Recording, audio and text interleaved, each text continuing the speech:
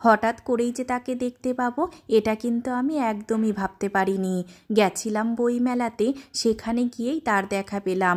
কে সেই মানুষ সম্পূর্ণ ভিডিওটা দেখলে তোমরাও কিন্তু দেখতে পাবে। তো সকলকে নমস্কার জানিয়ে শুরু করছি আরেকটি নতুন ব্লগ। ঘড়ির কাঁটায় এখন বাজে মোটামুটি ওই 7:30 মতো, আর তারিখ বলতে আজ 20 ডিসেম্বর। গেছি তো অনেক দিনই হলো, তবে ভিডিওটা এডিট করে আপলোড করতে করতে কিন্তু অনেকটাই দেরি হয়ে গেছে। প্রথমে ভেবেছিলাম ভিডিওটা আর আপলোড করব না, এত দেরি যখন হয়ে গেছে। তারপরে যেহেতু কষ্ট করে ভিডিওটা করেছিলাম, ডিলিট করতে একটু কষ্ট হলো, সেই জন্য এডিট করে আপলোড করেই দিলাম। সত্যি কথা বলতে এই দেরি হওয়ার কারণটা কিন্তু কোনো রকম কোনো ব্যস্ততা কিংবা কাজ নয়। এখন কাজের চাপটা একটু কম আছে, মেনলি কিন্তু ঘোরাঘুরির জন্যই ভিডিও এডিট করতে বসতে পারিনি। খুব ঘুরেছি এই কটা দিন, যেরকম এই মেলা, কলকাতা ইকো পার্ক, সমস্ত জায়গায় আমরা ঘুরে বেরিয়েছি, যেগুলো কিন্তু ব্লগের মাধ্যমে অলরেডি তোমাদের সঙ্গে শেয়ার করেই দিয়েছি। যাই হোক, সেসব কথা বাদ দাও। আজ এসেছি দমদম বইমেলাতে।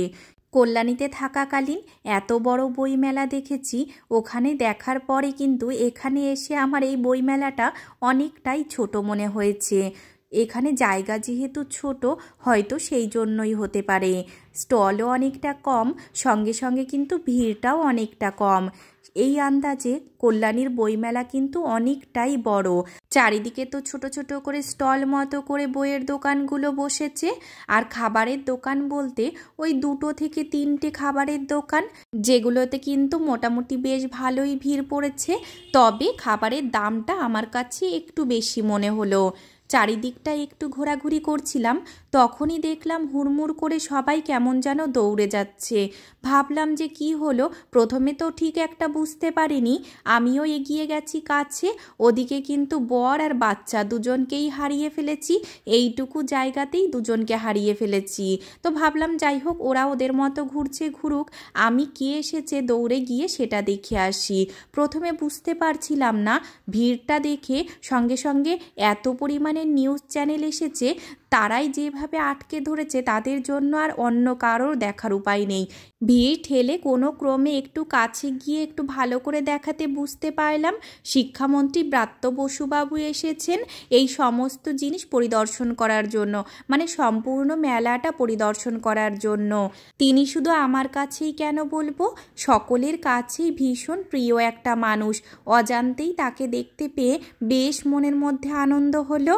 তিনি তো চলে গেলেন, তার ঠিক পাশেই ছিল এই স্টলটা, যেটা দেখে আমার বেশ ভালোই লাগলো। সঙ্গে সঙ্গে সোনাইয়ের জন্যও কিছু বই খাতা দেখছিলাম। দেখতে দেখতে এই দুইজনকে খুঁজে পেলাম, মানে বাপ বেটা দুজনকে খুঁজে পেলাম। দুজন দেখছি মাঠের মধ্যে বেলুন নিয়ে খেলা করে বেড়াচ্ছে। ছোট্ট একটা মেলা, সেই জন্যই কিন্তু ছোট্ট একটা ব্লগ। এই ছোট্ট ব্লগটা তোমাদের কাছে কেমন লাগলো কমেন্ট করে জানাতে কিন্তু একদমই ভুলো না। আজ তবে আসি, দেখা হবে অন্য কোনো নতুন জায়গায় নতুন ভিডিও নিয়ে।